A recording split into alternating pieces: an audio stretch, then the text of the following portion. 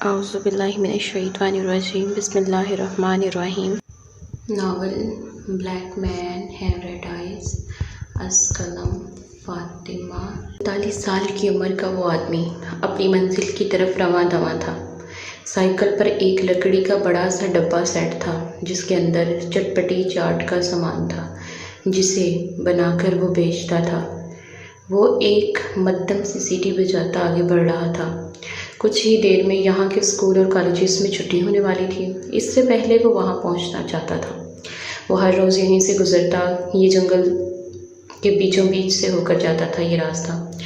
लोग इसको शॉर्टकट कहते थे। सर्दी की वजह से धुंध इस वक्त भी आसमान को अपनी लपेट में लिए हुए थी।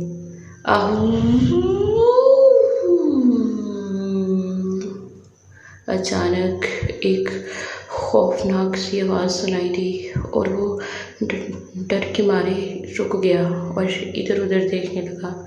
ये कैसी आवाज़ थी? इसने आसपास देखते खुद से सवाल किया। जंगल था तो यहाँ जंगली जानवर भी होंगे।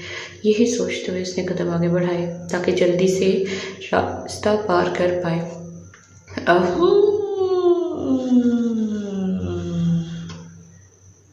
एक बार फिर वही आवाज़ आई। इसने साइकिल रोकी और मुड़ कर देखा। तभी इसके आगे से बरक रफ्तार सी कोई चीज़ गुजरी, जैसे हवा का तेज़ झोंका हो, और वो हवा का झोंका इतना तेज़ था कि वो साइकिल समेत ज़मीन पर गिर पड़ा। अब इसके होशो आवाज़ उठ गए। या अल्लाह बचा ले। वो खौफ के मारे खुदा को पुकारने लगा। जल्दी से उठकर साइकिल पकड़ी, पर ये क्या? इसकी साइकिल तो चल ही नहीं रही। यूँ जैसे पीछे से किसी ने पकड़ा हो। वो थर थर काँप रहा था। इसने वहीं साइकिल फेंकी और दौड़ लगा दी। अब तो सिर्फ इसे अपनी जान की परवाह थी। वो भी 20 कदम ही भागा होगा कि उसके सामने काली पैंट शर्ट और साथ लंबा सा काला ही अपर जो कि नीचे ज़मीन को छू रहा था, साथ सर पर काली हैट पहने जिसकी वजह से चेहरा छुपा हुआ था। वो मुकम्मल काले लिबास में मलबूस था। इसको देखते ही वो आदमी कांपता हुआ ज़मीन पर बैठ गया। इसकी खौफ की वजह इसके काले कपड़े नहीं बल्कि इसकी लाल आँखें, इसके सामने के 4 नुकीले दांत थे। मुझे छोड़ दो, प्लीज़ मुझे छोड़ दो। वो इससे अपनी जान की भीख मांग रहा था।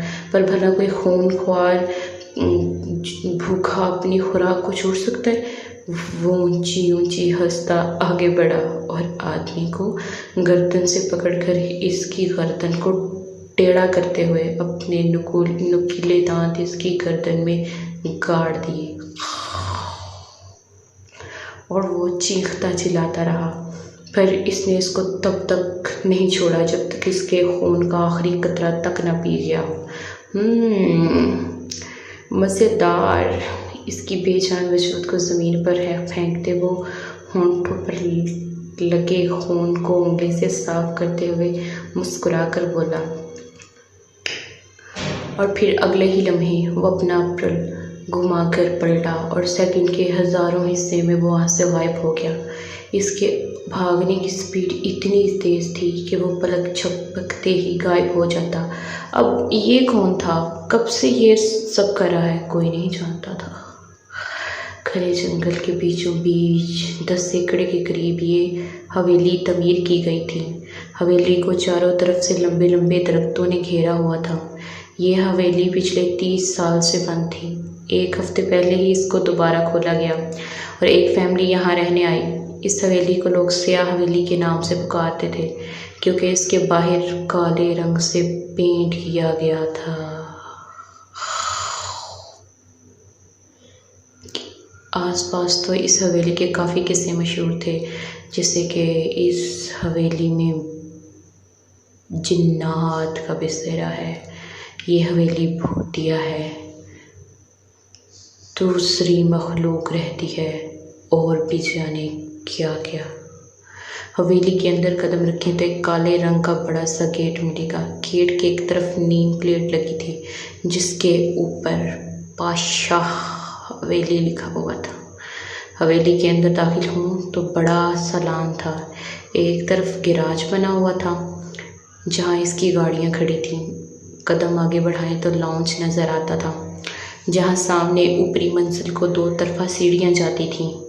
ऊपर नीचे बेशुमार कमरे थे। हवेली के अंदर की डेकोरेशन, वहाँ पड़ा एक सामान बहुत कीमती था। मॉम, मैं इस स्टूपिड सी यूनिवर्सिटी में बिल्कुल नहीं जाऊंगी।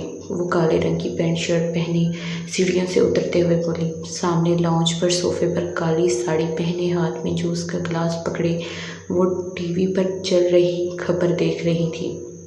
एडमिशन का प्रोसेस कंप्लीट हो चुका है। तुम तीनों आज से ही ज्वाइन कर रहे हो। इनफैक्ट तुम्हारे दोनों भाई जा चुके हैं। तुम भी जाओ। वो टीवी से नजरें हटाकर इसे देखते हुए बोली। ओह, तो सुबह सुबह ये कारनामा हुआ। वाह, फाइन, मैं भी जाती हूँ। वो भी टीवी पर चलती खबर को देखते तन से अंदाज में बोली और भाई की तरफ बढ़ी। दोनों भाइयों को कहना इसके डैड काफ़ी गुस्सा है। रात को तीनों वक्त पर आ जाना, मीटिंग होगी। और टीवी को ऑफ करते हुए बोली।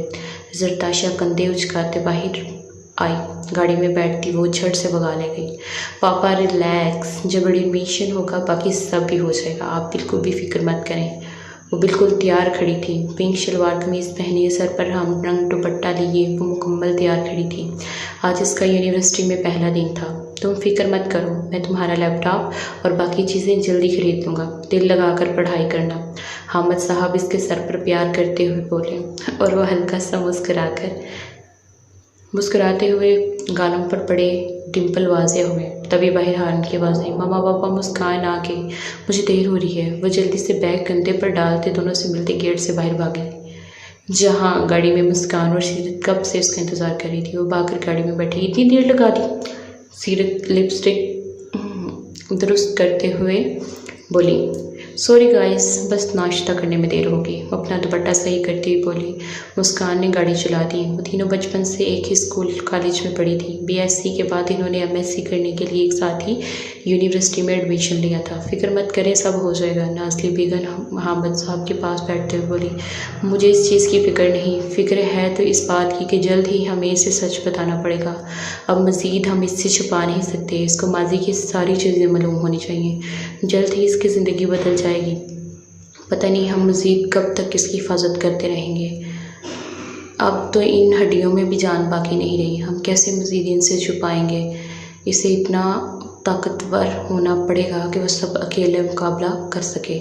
हामिद साहब परेशान लहजे में बोले। आजकल इनके दिमाग में बस यही सब घूमता था। हामिद वो अगले महीने की 15 तारीख को 20 की हो जाएगी। आप जानते हैं इसके बाद क्या होगा? इसकी बर्थडे वाले दिन हम इसे सब सच बताएंगे। नाज़ली बेगम ने कुछ याद करवाया। वो खामोश हो गई। वो सब जानते थे। इन्होंने हाँ में सर हिलाया। जरताशा यूनिवर्सिटी पहुंच चुकी थी। मुंह में बबल गम डाले, पैंट की पॉकेट में अपनी मोबाइल और हाथ की उंगली पर गाड़ी की चाबी घुमाते वो कदम कदम चलती यूनिवर्सिटी में दाखिल हुई। यहाँ वहाँ देखते इसकी नज़र दावर पर पड़ी, जो ब्लैक पैंट शर्ट पहने, बालों को जेल से सेट की, अपनी मखसूस मुस्कुराहट चेहरे पर सजाए अपने ग्राउंड में खड़ा क्लास वालों से बात कर रहा था, जिनमें ज़्यादा लड़कियां ही थीं, जिसकी पर्सनैलिटी से काफ़ी इम्प्रेस हुई थी। और वो चलती हुई इसके पास आई। ब्रो, एक काम आपका था। बिना किसी की तरफ देखे वह दावर के सामने खड़े होकर बोली। Excuse me guys. इसने सबसे एक्सक्यूज़ करते हुए जरताशा को साइड पर किया। क्या है बोलो? सुबह वाला काम आपने किया? मॉम और डैड काफ़ी नाराज़ हैं। रात को मीटिंग होगी। बाजू मानते हुए बोली। वो मैं नहीं, रूल्स को तोड़ना मेरी आदत नहीं, तुम ये अच्छे से जानती हो। दावर ने सर्द लहजे में बोला। तो किसका काम है? कंफ्यूज हुई। वही जिसकी हमेशा से रूल तोड़ने की आदत है, जिसको सर पर चढ़ाया हुआ है। वो तंज़ी अंदाज में बोला। उसकी बात समझ गई। नाक चढ़ाई। पता नहीं इस यूनिवर्सिटी में आना क्यों ज़रूरी है। आप तो पता नहीं कैसे कंट्रोल कर रहे हैं। मुझसे कंट्रोल ही नहीं हो रहा। यहाँ रुकी तो दिमाग ख़राब हो जाएगा। आसपास देखते हुए बेबसी से बोली। यही तो इम्तिहान है और तुम जा नहीं सकती। रूल नंबर 2 याद नहीं? बात ना मानी तो पनिशमेंट। चलो तुम्हारी क्लास छोड़ते हैं। वो इसको लिए इसके डिपार्टमेंट की तरफ बढ़ा और वो दिल पर पत्थर रख कर इसके पीछे चल पड़ी। जारी है। कैसी लगी किस्त ज़रूर बताइएगा।